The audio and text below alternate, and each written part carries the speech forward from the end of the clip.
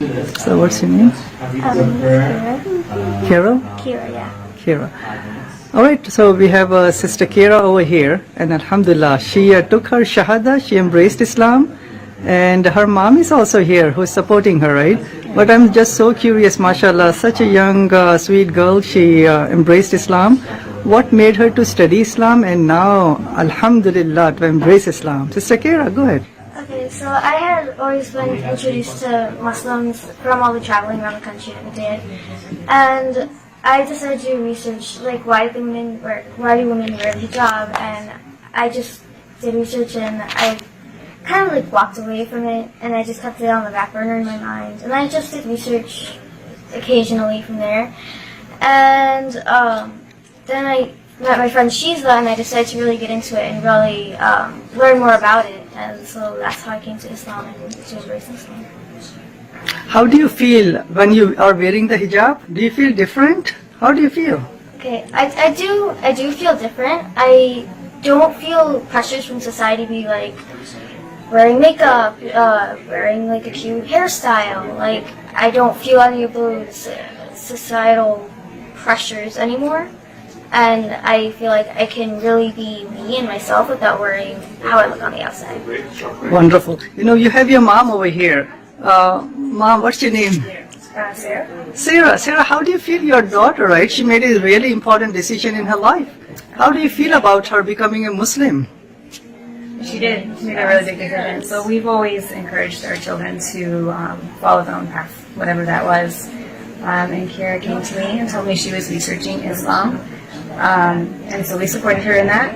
And she read the Quran and said that it spoke to her. And she's had positive improvements to her overall self. And so, yeah, we're at the beginning of the journey, but it's been good so far, and I'm just doing my best supporting her in however I can do that. Have you also read the Quran, by the way? I know your daughter, perhaps she did. What about you? Kira has. I have not read it. I'm beginning to read it in English. So, yeah, working on it. Looks like you have a gift bag. Can you want to show the gift bag? What do you have on the other side? Yes. Yep, I got some really good information.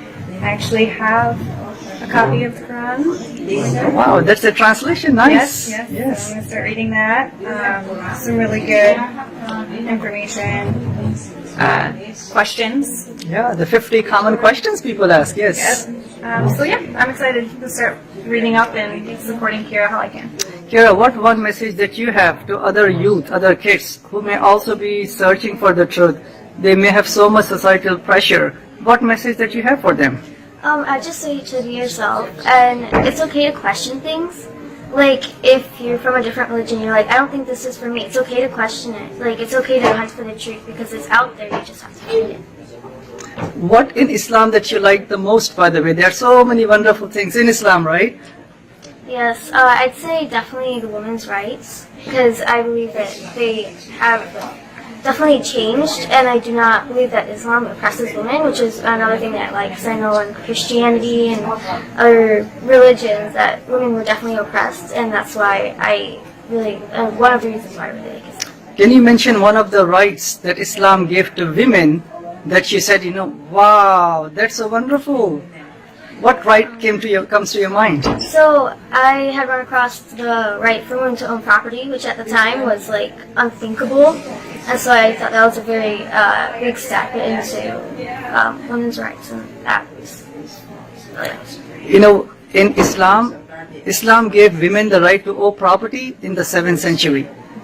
In Illinois, in USA, not until 1861 that a married lady, she won the right to own property. Right? And Islam gave that right 1400 years ago. And many rights that Islam gave to women, right? They have the right to education. They know that the oldest continuous university in the whole world, it was built by a Muslim lady. It was built by a Muslim girl, actually. Just like you, she wore the hijab and she made the oldest continuous university. That's awesome. That's amazing, correct? Yeah. She has the right to work if the need arises. Whatever she earns, it only belongs to her. They have the right not to be forced into marriage. So what one message that you have for your mom? Let's see. to keep researching Islam because there's so much more that even I don't know about.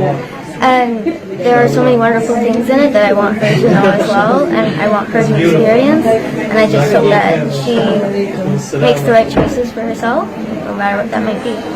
All right, and you wish your mom to also join you one day? Yes, I do.